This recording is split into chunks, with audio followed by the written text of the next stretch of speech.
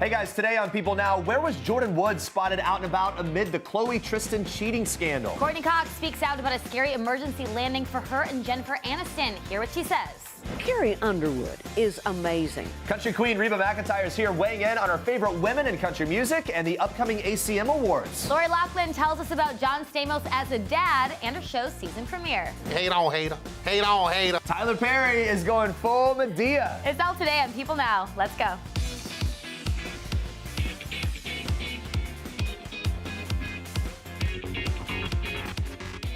Hey, good afternoon, everybody. Welcome to People Now. We've got two reasons to celebrate today because, first of all, it is Friday, everybody. Woo!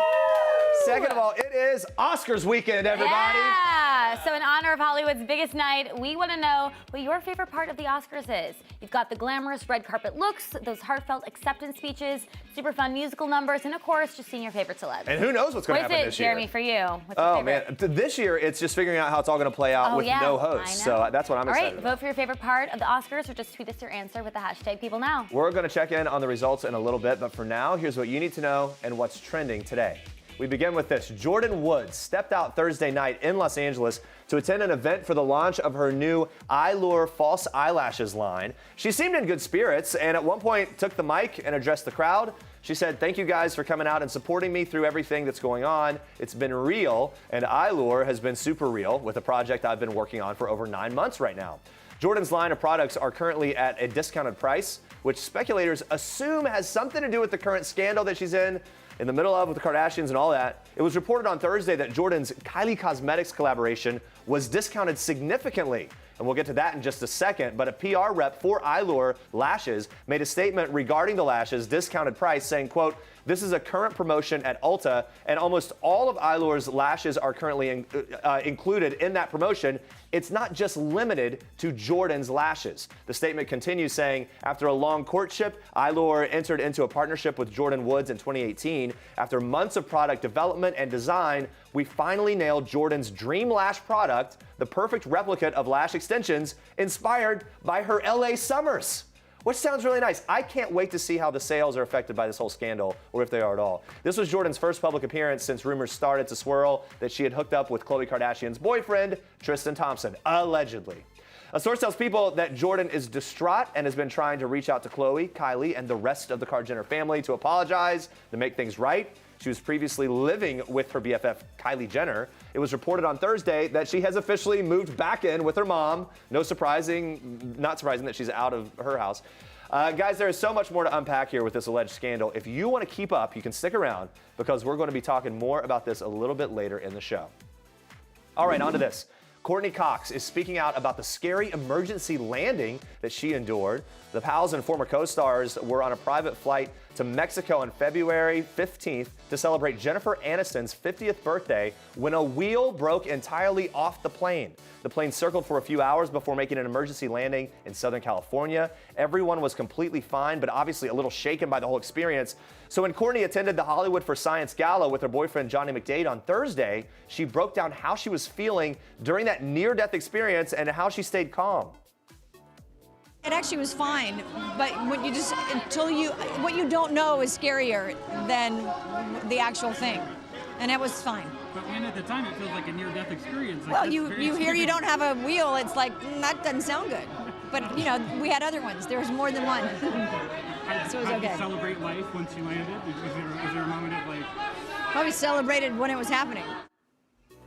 Yeah, well, glad that whole thing worked out for them. She seems very chill about it. I was freaking out. Yeah, well, she's had a few days to kind of like. But I still feel like it was terrifying. Yeah, I mean, I'm still acting like that elevator thing that happened to me was the worst thing. It was much less a wheel being off an airplane. Oh, we know. We've heard about it many, many times. Let's talk about this. After Meghan Markle's New York City baby shower on Wednesday, the Duchess of Sussex is finding a sweet way to give back. She's donating her entire floral display that she and her friends arranged in a fun baby shower activity on the big day, donating the whole thing to charity. This was all done through Repeat Roses, an organization which recycles florals from events and uses them to cheer up people in hospitals and care centers.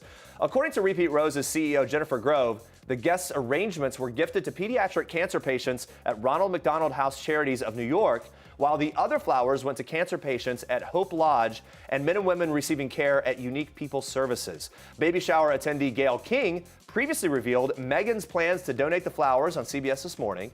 King also explained that they brought an expert in to teach everyone at the party the art of floral arranging. It sounds lovely. Each guest made their own individual vase inspired by the tutorial. Probably should say vase, it's the royals. On the decision to donate the flowers afterward, King said it just speaks to who she is. She's very kind and very generous. This isn't the first time Meghan has made sure her flower arrangements lived on. After her wedding to Prince Harry back in May of 2018, the flowers that decorated St. George's Chapel at Windsor Castle were sent to St. Joseph's Hospice in London. We covered that. All great work there that they're doing. Stick around. We've got all the behind-the-scenes details from Meghan's baby shower, plus where in the world she and Prince Harry are headed off to next. That's coming up a little later in the show. All right, one of our favorites, Reba McEntire, is back hosting the Academy of Country Music Awards this year for the 16th time. She announced the nominees Wednesday on CBS, and when reading off the names for Entertainer of the Year, Reba wasn't exactly happy to see the lack of women. Here's a bit of that exchange. No women on that list, And no Reba. women on What do you this think about, what do you make of that? Well, it doesn't make me very happy. Yeah. Because we've got some very talented women who are out there working their butts off. When we sat down with Reba, she named off a few of the women that she was talking about. Take a look. Carrie Underwood is amazing. I've seen her show. I've gone to it. It's a wonderful show. Casey Musgraves. She is taking the world by storm. And I was so proud of her at the Grammys. So I think we were all a little surprised that the ACMs didn't have her name in there a little more. There's a lot to love about Casey Musgraves, and when we asked Reba what she does love so much about her music, here's what she said. It's different. Yeah. It's totally different. She puts a different spin on her look, her music, and I think it's very refreshing. And although it's all men up for Entertainer of the Year this time around, Reba is optimistic things are going to come around for the ladies too. Here's why. Not too long ago, it was pretty much a lot of women and a few guys, and then it's kind of goes cyclical. It'll go very traditional country music, and then very contemporary, and then it'll go, all the guys have the songs, and then all the girls have the songs. So it'll turn around. Love her. Yeah, that was an interesting take too, that it's going to come around that it's cyclical. I didn't really think of it like that. There have been some big moments in the past. Yeah, and then it'll cycle back. I still think more women deserve to be nominated for Entertainer of the Year. Yeah, no doubt about that. And we'll have more with Reba later next week as well. But for now, take a look at this, guys. It's literally snowing. It's ice. In Calabasas. Wow. This is crazy. What is this falling from the sky? It is crazy though, Kylie. The famous Kardashian shared an Instagram story while walking with a friend in Calabasas. She wasn't the only celebrity excited by the unexpected winter storm. Get this, we got a weather report from the amazing, the hilarious Jerry O'Connell too. Watch. It is snowing in Calabasas right now, okay?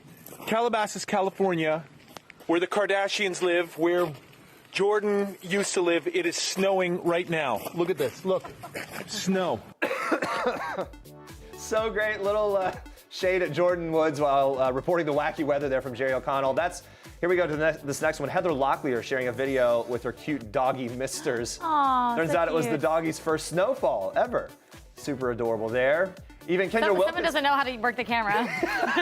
Kendra Wilkinson also shared a story on Insta showing the cloudy sky and snow falling in Calabasas. She was so excited, she also tweeted about it. According to the LA Times, January 1962 was the last time that it snowed in downtown LA. The last snow appeared back in 2007 for all of LA County.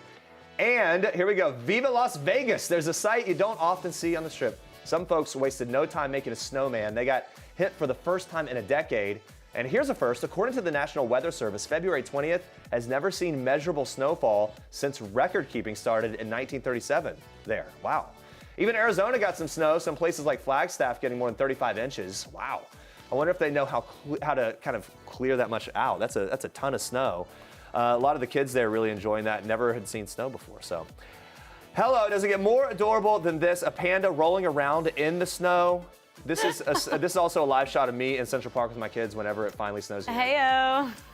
These guys are from the National Zoo in Washington, D.C. on Wednesday. Okay, the panda is very cute. I'm honestly a little bit, this is FOMO for me. I really want a big snow in New York. We haven't had a great one yet. Like a really legit, like shut it down. Well, if it's gonna be cold, you might as well have snow because it's pretty. Yeah. I mean, I could watch this panda all day. That's adorable. All right, Andrea, you have more for us at Star Trek. I do. We are kicking off Star Trek today with a little bit of love and admiration. Watch this. It's really special for her, and I love that she's here celebrating. We we love them. That's Tom Brady on the red carpet celebrating the success of his wife, Gisele Bündchen, who was honored at the Hollywood for Science Gala on Thursday alongside Barbra Streisand for their environmental activism. Brady is clearly very proud of his wife, saying it's great that she's being recognized. She's just a wonderful woman, inspiring to me in so many ways. I'm very proud. And we know from Tom's many Super Bowl wins that these two like to celebrate with a little PDA. This time is no different. They had no problem going in for a kiss on camera. Gisele shared her thoughts on social media after receiving the award, saying this. She said, "It was an honor to be recognized by UCLA Institute of the Environment and Sustainability, along with the amazing Barbra Streisand. Our planet needs our care now more than ever. We need to listen to the signs Mother Nature has been giving us. No matter where we are from, we are all sharing this planet. We are all connected. We need to find ways to use our unique gifts and collaborate with each other so we can find ways to preserve this beautiful planet we call home." Well said. Gisele has been an advocate against deforestation of the Amazon and has even been working with the United Nations as a global goodwill ambassador since 2009. In 2018, she spoke out against climate change with environmentalist Paul Hawken, and she's contributed around the world on a local level as well, from planting trees in Nairobi to detoxifying rivers in Brazil. She even appeared on a National Geographic show as a correspondent, exploring environmental issues throughout Brazil. So she's done a lot. Gisele's celebration comes just weeks after Brady won his 6th Super Bowl. Can't forget that moment when Gisele grabs him for a smooch on the field. Love these two and all the work they do. Such a power couple. All right, guys, do you remember Bitegate? I think you do. It all seems to be forgiven and forgotten. So Beyonce's mom, Tina Knowles, was spotted with actress Sanaa Lathan on Thursday, posted a sweet message about the star on Instagram. The two were at the 2019 Essence Black Women in Hollywood Awards luncheon, where Lathan honored friend Regina Hall. Now, you might remember Tiffany Haddish sent the internet into a frenzy after claiming in a March 2018 GQ interview that an unnamed actress bit Beyonce on the face at a party in December in 2017. The comedian never said Lathan's name, but seemed to confirm it was the actress during another interview with The Hollywood Reporter after the writer whispered Lathan's name, and Haddish allegedly responded with a smile. So that's kind of what we're going off of here. Haddish told GQ that after the alleged bite, Beyonce took the entire thing in stride and told Haddish to enjoy the party, even though the comedian wanted to confront the biter. Lathan denied she was the culprit in a tweet, saying, "Y'all are funny. Under no circumstances did I bite Beyonce, and if I did, it would have been a love bite." While we still may never know who the actual biter is, but if it was Lathan, all seems to be okay between the stars now. All right, it's been a busy week in celeb news, from the baby mama drama of Miranda Lambert's new husband to Noah Centineo's new revealing ad campaign that we're all talking about. It's all in this week's Star Tracks Roundup. We've got all the details on Miranda Lambert's new husband's past relationship drama. Miranda Lambert married NYPD officer Brendan McLaughlin on January 26th. This was a surprise to everyone. She actually met him in November, and just 3 days later, he welcomed a newborn baby boy with another woman. And that woman actually became pregnant with his child while he was engaged to another woman. Yes, that's 2 women in Brendan's recent past. Brendan McLaughlin's previous engagement was called off when the mother of his child messaged his fiance and let her know that she was pregnant, 7 months at the time. But despite the relationship drama, Miranda looks happy. Friends tell us she's happier than ever. She recently shared photos of her country wedding on Instagram and called Brendan the one. Miranda hasn't had the easiest time in love. Everybody is aware of the fact that she got divorced from Blake Shelton in 2015, but she has a good sense of humor about it all. She says she's happy about the ups and downs because it's led to some really great music. From a country wedding to nothing but Calvins, we've got this exclusive look of Noah Centineo and his abs. Noah became the internet's #1 crush after his role in Netflix's To All the Boys I Loved Before. And now he's booked himself a Calvin Klein campaign, starring alongside Shawn Mendes, A$AP Rocky, Kendall Jenner in the spring 2019 jeans and underwear campaign. And the 22-year-old revealed there was some intense prep for the gig. Noah spent a serious amount of time in the gym, and it clearly paid off. He looks fantastic. Yeah, he does. And when it comes to boxers or briefs, Noah is 1000% a boxer briefs kind of guy. And he rocks them so well. Go ahead, show off those moves, Reese. Hey, you doing okay? Yeah. There are kids in here. Reese Witherspoon, her husband Jim Toth, and their 6-year-old son Tennessee were all at the Harlem Globetrotters game in Los Angeles on Sunday when one of the players brought her onto the court to show off her impressive dance moves. Reese then got some company. After her solo dance, Reese ended up slow dancing with her husband on the court as the team serenaded them to the Temptations classic, My Girl. You know, they've been married for almost a decade and they look so happy and in love. Clearly, romance is still there between the two. This is why everyone loves Reese Witherspoon so much. She has that girl next door personality. She's still an Oscar winner, but she's ready to kind of go to a game and hang out and have a good time. Stay with us, guys. Loughlin revealed the cutest thing about John Stamos' baby boy Billy. We've got that coming up. Plus, Andrea sat down with Tyler Perry ahead of his very last Madea movie ever. We're going to have all the highlights. It's very funny, including Madea's take on the Cardi B-Nicki Minaj feud. You can stick around for that. All right, guys, the Oscars are just 2 days away. I can't believe that. So you've been asking about your favorite part of the award show. Let's check in on our poll results so far. Looks like you guys are excited for the fashion. That always takes it, doesn't it? Yeah, people aren't too excited about the acceptance speeches. I actually kind of like the speeches, for the Oscars especially. Well, the Oscars are also, it's sort of the climax of award season, and so people really kind of, if they've been holding off at all, they really, you know, have a blowout fashion moment on the red carpet for the Oscars. So we'll be watching for that. We will. Everything's going on Sunday night. Keep voting in our People poll, but now we can move on to this. All right, we can't stop talking about this alleged Khloé Tristan, Jordyn scandal. More info comes out every day. We're tracking along. Big updates here, everybody. Kim, Khloé, and Courtney have officially unfollowed Jordyn on Instagram, and we have the proof. We do. We did some sleuthing.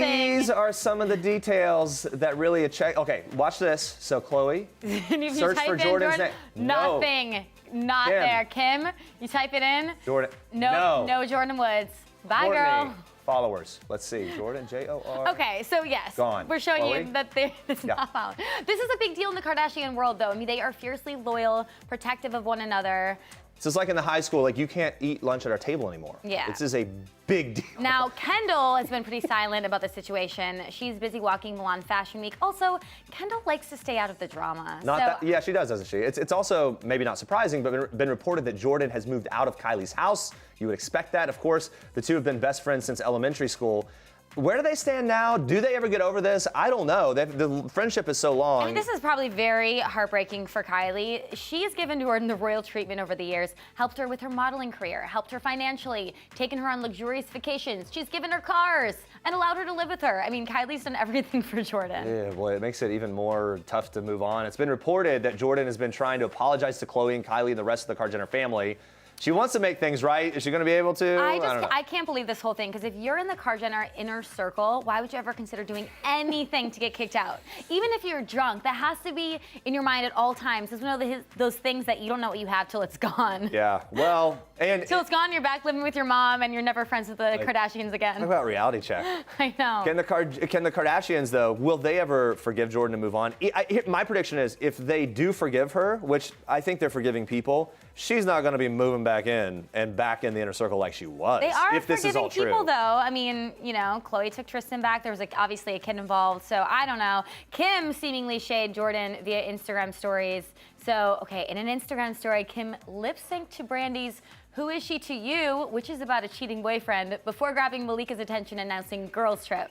So that is what we think is Are we shade. reading into it? I don't know. Is she sending a message? Maybe, maybe not. You know what? They always do this, though. I kind of wish they would just come out with it and say, like, we don't like Jordyn. Like, we're disowning Jordyn. But they're smart because, like, hey, people that are paying attention might see the shade. Then you have to, like, cryptically read it. You can't necessarily exactly pinpoint what Yeah. they're talking Celebs about. have been reacting to this never-ending scandal. Cardi did a live Insta story Thursday. She defended Khloé against the trolls. Here's some of what she said. Quote, "I'm seeing this whole Khloé Kardashian thing where everybody's celebrating that happened to her. And it's like, why?" Well, and then if you remember, Cardi faced a lot of backlash when she chose to stay with her husband Offset when it was reported he was unfaithful to her. She also says, "I know the Kardashians have bleeped up before, but I think karma got them when the last situation happened before she gave birth.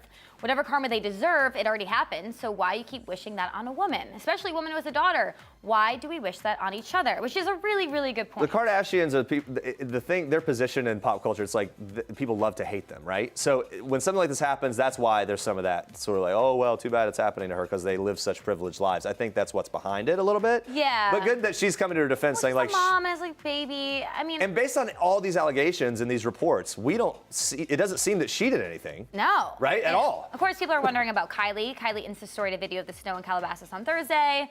Other than that, she's been keeping a pretty low profile, hasn't made any official statement. I mean, no one in the family really has made the statement. Are there hidden messages in the snow video? Tristan's been unfaithful in the past. We know that. Is Khloé going to be able to forgive him this time for the sake of the baby, or is this kind of a fool me once, shame on you, fool me twice situation? We don't know, but we're going to keep you updated on this alleged scandal. For more info, you can head to people.com now. All right, guys, the 7th season of Kim Zolciak Biermann's Real Housewives spinoff, Don't Be Tardy, premiered Sunday on Bravo. It is already bringing the drama. So we caught up with Kim and her daughter Brielle ahead of tonight's new episode. We covered a lot of topics, including a possible 7th kid for Kim. Watch. Well, on the way here, on the flight here, Corey's like, maybe we should just reverse the vasectomy and just do it. Wow. I was like, well, let's go right now, because with you saying that right now, we need to do it right now. But I mean, there's always that possibility, honestly. I mean, I love being a mom, and Croy, because he was playing football when I had all of them, he didn't get to really spend as much time as he wanted. So we do dream of someday like having a little bit of downtime and being able to spend a lot of time, you know, with the baby. But when you have twins, oh, you don't want to have that again. Mm-hmm. Yeah, but it's a real possibility. A 7th kid. Yeah. Wow. What do you think? What do you make of this? There's so many kids running around my house right now. You love it. I do love it. I love them so much, but I don't know if I could deal with a 7th, because she says you have to have an even number so that I know 8 is coming. I don't like the odd number in children. I feel like somebody's always kind of left out, so that's why she's. I see what you mean. But yeah. If he couldn't reverse the vasectomy, would adoption ever be on the table? Yeah, we've talked about it. We've definitely talked about it, but you know, who knows? Can you imagine having 7 kids, Jeremy? Nope, absolutely not. That's crazy. On the show's premiere, Kim admitted she paid for a stomach. That's her words. So we asked her to give us some details on how and why she had the procedure done.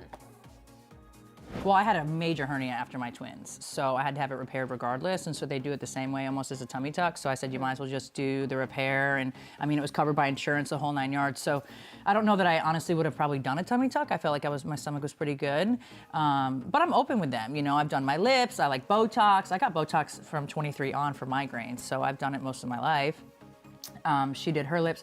I wouldn't let them do anything until they're 18. Like, Brielle was very insecure about her lips. I heard about it forever. And when she turned 18, she's like, I'm doing it. And I was like, well, I'm gonna take you to the best. I don't want you to go to somebody that's not good. So I did take her, and I got a lot of heat for that. But it's like, she's gonna do it anyway. Why was that something that you really wanted to do? Why were you insecure about your lips? Because I had absolutely none. They Oh, were yeah. like She's so thin. Was it none by comparison, or just? No, just none, like, period. And Okay. all my friends have like beautiful, full lips, like my best friend Elizabeth, and I'm like, I want lips. I'm like, I want her best friend's like rock star beautiful. Yeah. I'm like, I want your lips so bad. And then I just, like, literally since I was 14, I was like, I have to have my lips done right when I turn 18. If I could have done it sooner, I would have, and I don't regret it. I don't think I've gone like overboard like people claim. I only always have refill something to them. say. Well, people, It's yeah. hard, yeah. I mean, you're never gonna win. Were you surprised that there was backlash about it in terms Absolutely of, not. fans always weigh People in, are right? crazy, so Or they all haters. have an opinion. Haters. So I wasn't shocked at all. I mean, I knew that it was coming. Everybody has an opinion, and some people may think I've gone overboard. I will say, in some pictures, they do look a little crazy, but I feel like in person that they're actually not. I love it. Look, it can be really tough to be a teen with everyone kind of scrutinizing, judging your every move, Yeah. especially if you're on a TV show. We also asked Kim what she thinks when she sees people going after her daughters on social media. Well, Brielle's pretty strong. She can definitely handle her own. I feel like she's always been able to kind of handle her own. Ariana's a little bit more sensitive, so I monitor her social media. I delete comments. I block people. Brielle doesn't block anybody. I block everyone. If you say anything stupid, I block you. She's like, no, I want them to see what I'm doing. Yeah, okay. That's true. I lose followers. Like, Who I cares? probably would have 10 million followers right now if I wasn't blocking people, like, if like I was, and now I stopped. The followers are going up. They're not going down anymore. So it's the price you pay if you block the haters. Numbers go down. I block everyone because I want my page to be as positive as possible, and I also don't have time to sit on it all day But they long and want delete the that. comments and to do what? They want to know that you've seen their comment and that it affected you. Like, they literally think Nothing it's funny. affects me. I feel like all these comments that are negative or they say something mean is a direct reflection of who they are. It has nothing to do with me. I don't give what you think about me. Like, I really don't. So at the end of the day, I mean, I just block you. I don't have to listen to your mouth again. You know, you can create another page. I know you'll be back. You'll create another page. You'll do it again. But it's just easier just to delete the comment and block. I was going to ask your number one tip for clapping back. Maybe that's it. Well, yes. And then there are times where I'll be like, you know what?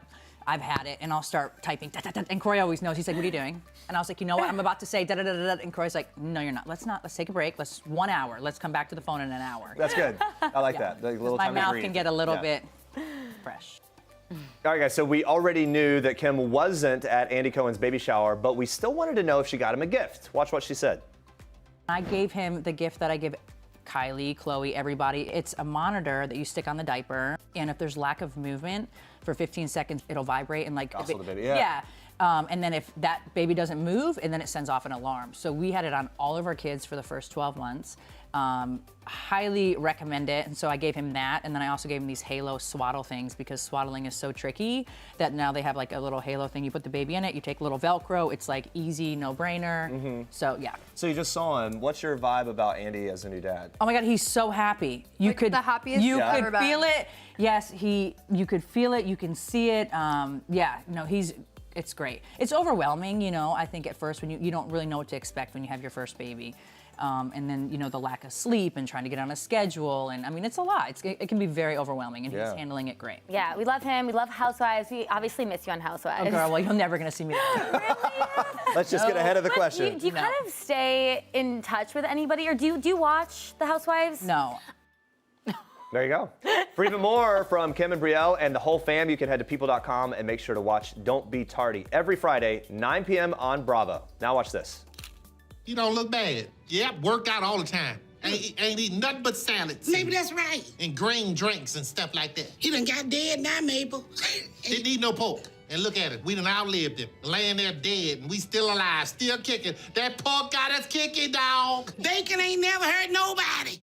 So funny. Okay, Jeremy, Madea is back. I saw the movie. I was dying laughing. Can you believe the first movie came out in 2005, launched this entire franchise?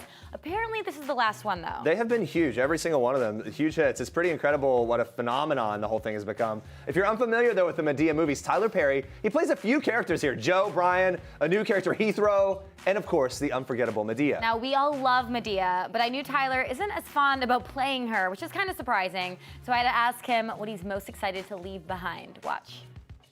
What I'm excited about leaving behind is the dress, the wig, the makeup, the shoes, all of it. Zipping up the back, how hot it is, every bit of it, the glue in the wig, everything. I mean, does it make you more empathetic for women having to do all that? You know, I appreciate the ones who don't, and I appreciate the ones who do. If you want to do it, great, but there's some who just don't do it, and I'm like, listen, I understand why you're not wearing any makeup right now.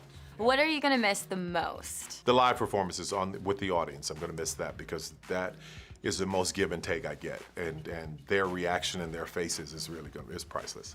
I mean, I found the movie so funny. You never truly know how Madea is gonna act. She's so crazy. The other characters are hilarious as well. I think he's ready to move on from it because people constantly want him to do Madea. Yeah, right? and he wants to branch out and do more everywhere he things. goes. It's just like, hey, tell me, But say it. speaking of Madea, because she is such a brilliant character, she's always one to speak her mind.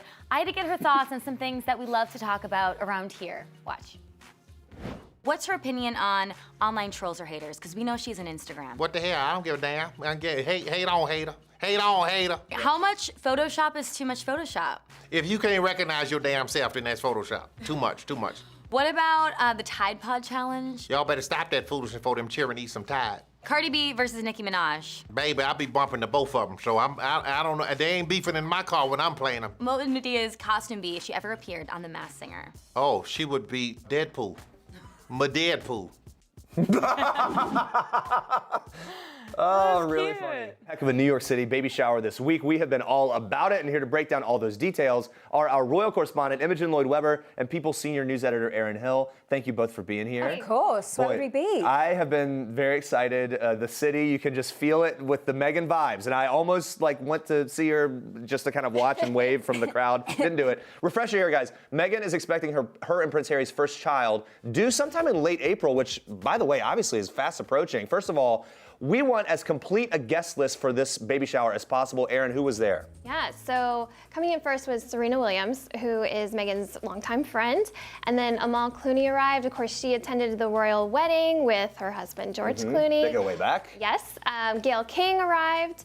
Got Abigail Spencer, who starred alongside Suits with Meghan. Yep. We have Daniel Martin, who is Meghan's wedding makeup artist, and Marcus Anderson, who is a consultant at Soho House. Daniel Martin, wasn't he also responsible for setting them up with Meghan and Harry? No, that's Not Daniel. Violet von Westenholster. Ah, close. Yeah. No, not close at all. And Jessica Mulroney, who is one of Meghan's best friends from Toronto. Yeah, okay. Usual suspects, The Jeremy. usual suspects. Basically, you saw them all at the royal wedding. Meghan has not dropped her friends. Yeah, and Misha as well, right? Misha Nodu, designer, good friend of Meghan's, who actually just got engaged. So celebrating her own happy news. Very good. Wow, well, such an incredible list there. Walk us through the big day on Wednesday. Where was the shower? What went on there? I hear there was maybe a cotton candy machine. That's the stuff that I'm interested in, Imogen. Right, let's break it down for you, Jeremy. They're in a suite at the Mark Hotel, which is very, very swanky. The head chef there is Jean-Georges. As we know, Meghan is a bit of a foodie. You mentioned that there was indeed a large cotton candy machine, which was pictured being wheeled into the hotel. Meghan is known to spoil her stuff, spoil her friends, so this is very much on brand for Meghan. That it was caught on the way in there. And that the photographers took that. Anyway, yes, there's also a New York City-based harpist and singer called Erin Hill. She's worked with both Kanye West and Josh Groban. Slightly. Yeah. Impressive list Impressive resume. So she was seen going in. Activities at the baby shower included learning flower arranging. Bouquets were donated to Repeat Roses, which are an organisation which recycles florals from events and uses them to cheer up cancer treatment centres, hospices, and so forth. Wow, Erin Hill there even making an appearance. That's right. I could have gotten in. Yeah, could have done it. All right, according to Gayle King, Meghan actually did not open her baby gifts at the shower. She had a reason for that. What was the reason? She wants to open them with Prince Harry. As an aside here, Brits don't do baby showers. Right. So we consider them as unlucky. Very interesting that Meghan is actually embracing baby showers, but also that she came over here after that People magazine article that came out, where her best friends were speaking out. So I think she was absolutely saying, look, America's still very close to my heart, and these women are very close to my heart, and the couple of men who came in as well. It makes a lot of sense. All right, before we move on, one super adorable detail here that even the most eagle-eyed royal watchers might have missed. Meghan was wearing kind of a sweet accessory. Aaron, tell us about the accessory and the significance. So as Meghan left the hotel to return to London, she was spotted wearing a gold 18-karat necklace, and we just saw the end of the letters, the MY, but we found out that it's actually a Jennifer Myers necklace, and it spells out mummy, which is so perfect. Looking at it, and it says, mummy with a U. So Meghan is embracing the Brits after all. American shower, but British gift. There you go. British All right. spelling. The party seemed very fun. There have been some rumors swirling that the Queen might not be too happy about the shower, that it might have been a little too flashy for her taste, too over the top. What do we make of that? Well, at the end of the day, these are her friends throwing the shower, so her friends are rich, they're wealthy, they have the money to spend, so it's not coming from her. Right. But in saying that, Meghan also jumped on a private jet home. The Brits are in the middle of Brexit right now, and the Queen is very aware that on some levels they should be seen as being frugal. The Queen famously is very frugal. She has sort of a Tupperware that holds her cereal in the mornings and so forth. So, look, Meghan does have to be aware of the politics of the situation, and spending, you know, £330,000 on your baby shower. Yeah, right. Doesn't look that great with the trials and tribulations going on inside the UK right now. Sort of managing the perception, right, of the royals and how the money's being spent. All right, now this week was full of so much love for Meghan, obviously. She even got a little shout out from the king and queen of music, Jay-Z and Beyonce. Aaron, what was this all about? Yeah, really surprise moment. We're hearing she didn't know about it at all ahead of time that this was going to happen. So Jay-Z and Beyonce accepting an award at the BRIT Awards, and in their taped video acceptance speech, they filmed it in front of a take on Mona Lisa, which is from one of their music videos, and it was Meghan.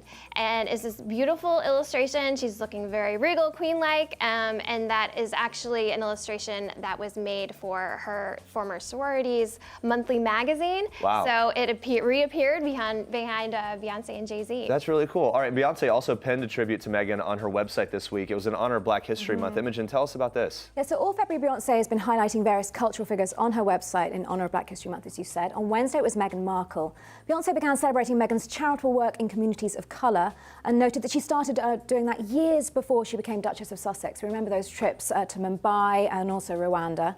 Beyoncé also noted that Meghan incorporated black culture in her wedding, and she ended her post by saying, "Congrats on your pregnancy, we wish you so much joy," and topped it all off with a sweet collage of photos of Meghan. I love that. All kinds of royal love here from Beyonce and Jay-Z. Absolutely. Now, this New York sighting that we had this past week that we're all going crazy about came just days before Harry and Meghan are set to jet off to Morocco. What's going on in Morocco? What is this trip all about? Back to business. So yeah, they're there to build on Morocco and the UK's close relationship and highlight the vital roles that girls' education and youth empowerment are playing in and shaping modern Morocco. It's been arranged by the UK's Foreign Office. They're following the Queen there. The Queen actually went there in 1980. The Queen has visited more than 110 countries, and Harry's actually joked about this. It's very hard to go anywhere that the Queen hasn't been before. Very well travelled. Yeah. It's a 3-day visit. They'll arrive late Saturday, and then on Sunday they'll visit Education for All, a boarding house in Asni which serves girls from rural communities.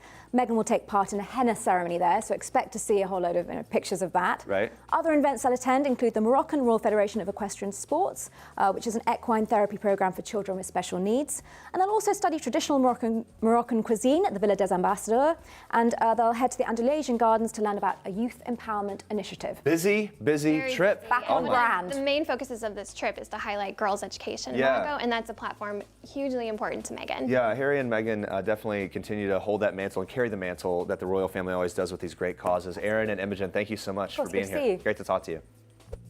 Lori Loughlin and John Stamos may be one of our favorite TV couples of all time. We just can't get enough of their real-life friendship. So when Lori stopped by People Now, I couldn't wait to ask her about John's new life as a dad. Now, John's son Billy may not even be a year old yet. His first birthday is in April, but get this, he's already on the gram.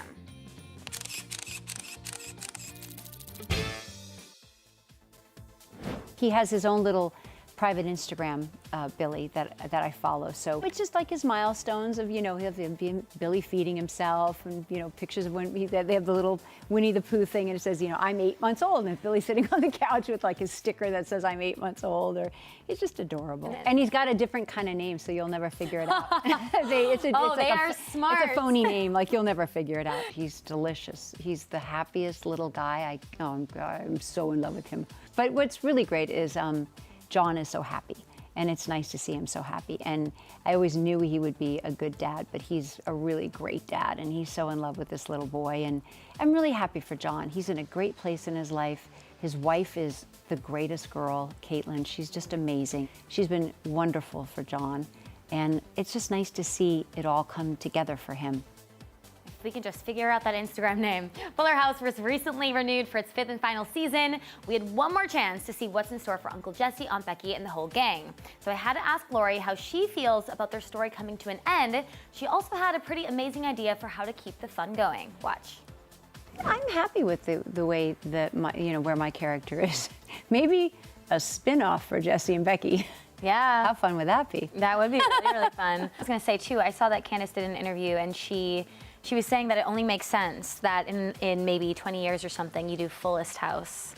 Right. Right? When myself, Bob, John, and Dave are using walkers. Is that something you would be down for? Sure. Look, I'm just saying, she said it. I think it would be a blast. It's like the gift that keeps on giving. I'm trying to think, we'd be in our 70s, right? Yeah, we'd be old. Hey, we would all still watch. But for now, Lori is keeping busy with her Hallmark series, When Calls the Heart, which premieres its new season this Sunday. Lori calls season 6 bright, hopeful, and full of love. But don't worry, a little bit of drama is coming to Hope Valley as well. There's a new baby in town. The telephone has just been invented. On top of it all, Lori has a love interest coming into the picture. Make sure you tune in when season 6 premieres on Sunday, February 24th at 8/7 Central on Hallmark.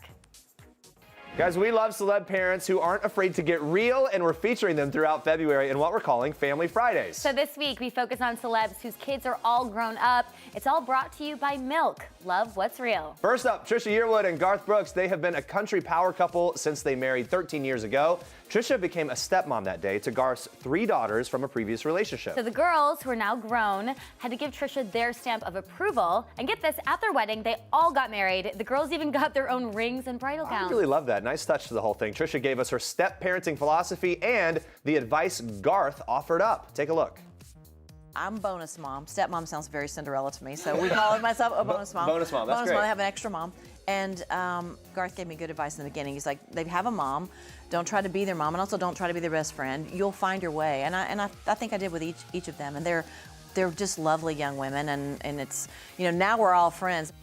Yeah, I love how their relationship changes as they all grow up, right? All right, well, one person who would agree with Trisha, Jada Pinkett Smith, her Facebook watch series Red Table Talk is not your average talk show. Jada co-hosts with her mother and her and Will Smith's daughter Willow. No topic is off limits here, from sex and divorce to addiction, so much more. They covered all. The talks are so raw, they often make headlines, but one conversation really stands out for Jada.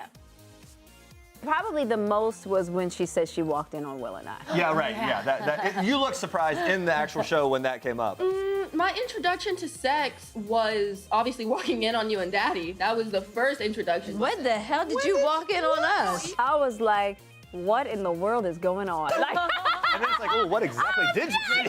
What did you see?